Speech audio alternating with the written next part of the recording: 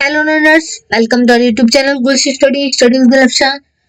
And ये हमारा top 100 MCQs का पार्ट 1 है, जिसमें कि हम ट्रिपल सी के sample question answers with explanation कराएंगे। तो इसमें हम टॉप 100 की सीरीज लेकर चल रहे हैं। आज इसका पार्ट 1 है, जिसमें हम 15 क्वेश्चंस डिस्कस करने वाले हैं और आगे इसके हम और पार्ट्स लाएंगे। टोटल आपको 100 एमसीक्यूज मिलेंगे और उसके साथ ही साथ हम आपको कुछ मॉक टेस्ट, प्रीवियस ईयर के क्वेश्चंस और सैंपल सेट्स, सारी चीजें प्रोवाइड कराएंगे। तो चैनल को सब्सक्राइब कर लीजिए, नोटिफिकेशन बेल को ऑन कर लीजिए, ताकि हर एक मॉक टेस्ट, हर एक सीरीज, हर एक पेपर सेट का नोटिफिकेशन आपको टाइम पर मिलता रहे। और जितने भी लोग आपको लगता है कि वो ट्रिपल सी की तैयारी कर रहे हैं, ट्रिपल सी क्लियर करना चाहते हैं, उनके साथ ये वीडियो शेयर कर दीजिएगा, ताकि सभी लोग इसका फायदा ले सके। और कमेंट करके हमें बताइएगा आपको कोई आंसर गलत लग रहा है, कुछ और डिस्कस करना है, किसी आंसर पे कुछ डिस्कशन करना है, कुछ एक्सप्लेनेशन करना है, तो आप हमें कमेंट करके बता सकते हैं। चलिए स्टार्ट करते हैं।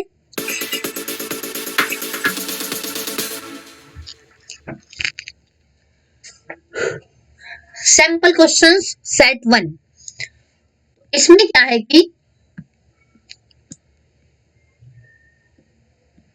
the first question is which of the following have the smallest storage capacity?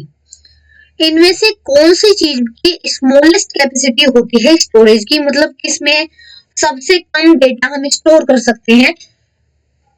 क्या एक तरह से स्टोरेज के लिए सबसे छोटी डिवाइस कौन सी है इसमें? तो इसकी हम बात करें तो जिप डिस्क नहीं है, हार्ड डिस्क नहीं है, इसमें आएगा फ्लॉपी डिस्क।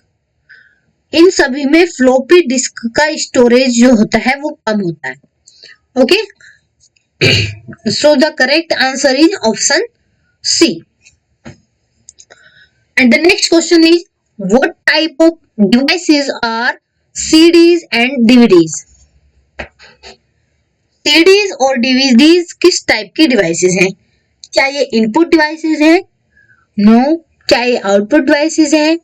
नो। क्या ये सॉफ्टवेयर है? नहीं। और फिर ये स्टोरेज डिवाइसेस हैं, क्योंकि इनका यूज हम डेटा को स्टोर करने के लिए करते हैं। And the correct option is again C. The third question is what is the full form of URL? URL की फुल फॉर्म क्या है? तो यूआरएल की फुल फॉर्म हमें बतानी है इसमें। First option is uniform reverse location. So, is this a correct option? No. Universal resolution location. Again no. Uniform resource locator. And the last one is united resource locator. तो जो हमारा correct answer इसके लिए होगा वो होगा uniform resource locator. अब ये यूआरएल होता क्या है ये मैं आपको बता दूं। ये यूआरएल होता है किसी भी वेब पेज का, किसी भी वेबसाइट का, किसी भी ऑनलाइन साइट का एड्रेस, उसको हम यूआरएल कहते हैं। किसी भी फाइल का, किसी भी ऑनलाइन साइट का या ऑफलाइन साइट का, किसी फाइल का, फोल्डर का जो एड्रेस होता है, जहां पर वो हमें मिलने वाली है, उसको हम यूआरएल कहते हैं, यूनिफॉर्म रिसोर्स लोकेटर।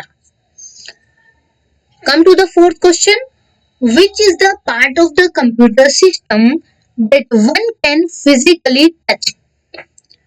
ऐसा कौन सा पार्ट होता है कंप्यूटर सिस्टम का जिसको कोई टच कर सकता है, फिजिकली उसको टच कर सकता है?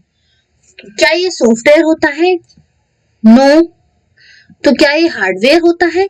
यस, ये हार्डवेयर होता है।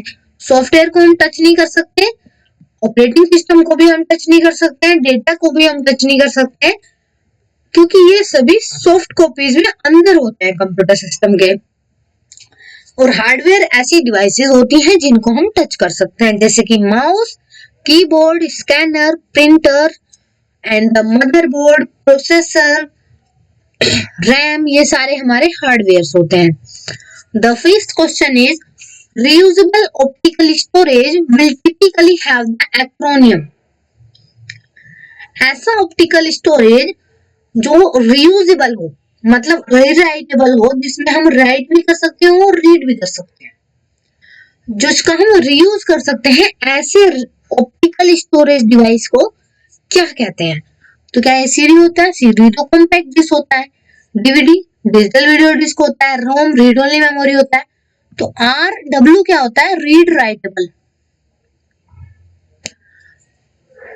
तो आर डब्ल्यू कहते हैं हम ऐसे ऑप्टिकल स्टोरेज डिवाइस को जो कि रीयूजेबल हो।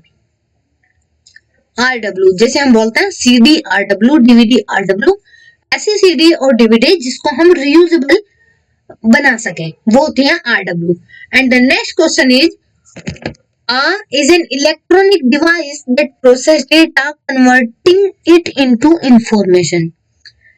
क्या ऐसी इलेक्ट्रॉनिक डिवाइस है जो कि डेटा को प्रोसेस करती है और उसको एक इंफॉर्मेशन में कन्वर्ट करती है? तो इसमें आएगा ये computer. Computer is an electronic device that process data converting it into information. Computer एक ऐसी इलेक्ट्रॉनिक डिवाइस होती है जो कि डेटा को प्रोसेस करके उसको इंफॉर्मेशन बनाती है। Clear? And the seventh question is dash dash is processed by the computer into information. क्या प्रोसेस करके कंप्यूटर के अंदर इंफॉर्मेशन में कन्वर्ट होता है? अगेन डेटा, अभी हमने पीछे बताया डेटा को प्रोसेस करके इंफॉर्मेशन बनाते हैं, वही यहाँ पे क्वेश्चन में दे दिया है डेटा को प्रोसेस करके इंफॉर्मेशन बनाते हैं। And the next question is file extensions are used in order to file name, ensure the file name is not lost, identify the file type. तो फाइल की जो एक्सटेंशंस होती हैं वो किस लिए यूज होती है? Identify the file type, file का टाइप क्या है ये बताने के लिए एक्सटेंशंस का यूज होता है। ठीक है, किस फाइल को कौन सी एक्सटेंशन के साथ में सोल्व करना है यही तो बताता है extension. File type, identify the file type. Question number 9 is the most common type of storage devices are, मतलब सबसे ज्यादा जानी पहचानी मोस्ट कॉमन स्टोरेज डिवाइसेस कैसी होती हैं? तो वो होती है हमारी मैग्नेटिक। ठीक है, मैग्नेटिक स्टोरेज डिवाइसेस सबसे ज्यादा यूज में आती हैं, जैसे कि हमारी हार्ड डिस्क हो गई, तो ये सबसे ज्यादा यूज में आती हैं magnetic storage devices. And the next is question number 10, during the portion of the information processing cycle the computer acquires data from some source. जो हमारा इंफॉर्मेशन प्रोसेसिंग साइकिल होता है आईपीओ साइकिल, उसमें कौन सा ऐसा पार्ट है जिसमें कि कंप्यूटर किसी सोर्स से डेटा को एक्वायर करता है, कलेक्ट करता है? तो वो पार्ट होता है हमारा इनपुट। किसी बाहरी सोर्स के थ्रू डेटा जब कंप्यूटर एक्वायर करता है, डेटा लेता है, कलेक्ट करता है, उसको हम इनपुट कहते हैं। After that is processed and output. तो जब कोई डेटा कंप्यूटर गेट करता है, एक्वायर करता है, कलेक्ट करता है, सर्च करता है, उसको हम इनपुट कह देते हैं। Question number 11 is that tells the computer how to use its components. Computer को ये कौन बताता है कि कंपोनेंट्स को कैसे यूज करना है, कैसे कंप्यूटर को वर्क करना है, कैसे सारी चीजों को यूज करना है? तो ये बताता है कंप्यूटर को operating system, because it is resource allocator और जॉब मैनेजर, सारी चीजें तो यही करता है कंप्यूटर के अंदर। Operating system is the first program that boot up in the computer system after open the computer. जब भी हमारा कंप्यूटर ओपन होता है तो सबसे पहले बूटिंग किसकी होती है? ऑपरेटिंग सिस्टम की सबसे पहले स्टार्ट होता है ऑपरेटिंग सिस्टम। और ऑपरेटिंग सिस्टम ही कंप्यूटर को सारे रास्ते दिखाता है, सारे इंस्ट्रक्शंस देता है, सारी चीजों के बारे में इंफॉर्मेशन देता है। Question number 12 is an output device that lets you see what the computer is doing. ऐसी आउटपुट डिवाइस जो कि हमें दिखाती है कि कंप्यूटर के अंदर क्या वर्क चल रहा है, तो वो आउटपुट डिवाइस होती है मॉनिटर स्क्रीन। जो भी हम वर्क कर रहे हैं वो हमें किस पे दिखाई देता है? मॉनिटर स्क्रीन पे।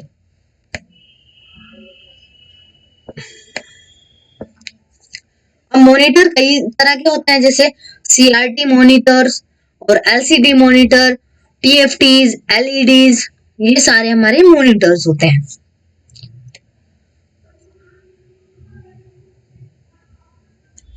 The next question is question number 13. All of the are examples of real security and privacy risks except, इनमें से किस एक को छोड़कर सारे जो है वो real security and privacy risk है। अब हैकर रिस्क है, प्राइवेसी रिस्क है, वायरस भी प्राइवेसी रिस्क है, आइडेंटिफाई थेफ्ट भी प्राइवेसी रिस्क है, स्पैम इनमें नहीं है। स्पैम एक तरह का अनवांटेड ईमेल होता है, अनवांटेड मैसेजेस होता है spam. And next question is 14. A system is a small wireless handheld computer that scans and items, tag and pulls up the current price and any special offers as you shop. ऐसा कौन सा small system होता है, wireless handheld computer होता है जो कि किसी भी आइटम को स्कैन करता है, उसके टैग को स्कैन करता है, जिससे इसका करंट प्राइस, ऑफर्स, सारी चीजें जान लेता है। तो वो होता है हमारा PSS system.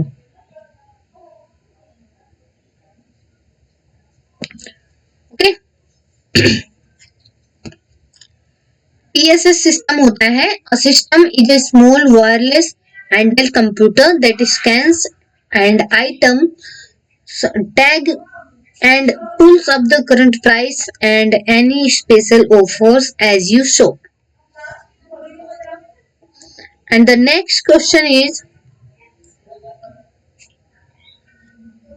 what would you do to highlight a word? You position the cursor next to the word and then, अगर हमें किसी एक वर्ड को हाईलाइट करना है तो हमें क्या करना होगा?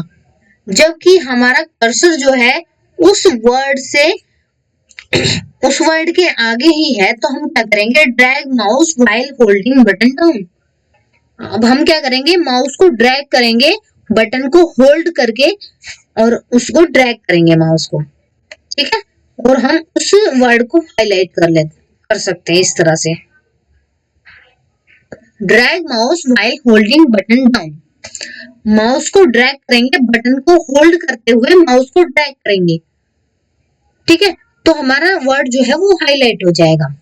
ये 15 क्वेश्चंस थे जो हमने आज आपको एक्सप्लेन किए। बाकी हम आपको आगे सीरीज पार्ट 1, पार्ट 2, पार्ट 3 सारे टॉप 100 क्वेश्चंस इसमें देंगे, और साथ ही साथ प्रीवियस ईयर के क्वेश्चंस, सैंपल पेपर्स और आपके प्रीवियस मंथ्स के क्वेश्चंस जो कि नाइलेट के गवर्नमेंट एग्जाम के नाइलेट की साइट पे या किसी भी तरह से मिलते हैं, वो हम आपको कराएंगे, एक्सप्लेनेशन भी देंगे, और साथ ही साथ मॉक टेस्ट, लाइव सेशंस भी CCC पे होंगे। तो CCC की पूरी प्रिपरेशन आप हमारे साथ कर सकते हैं।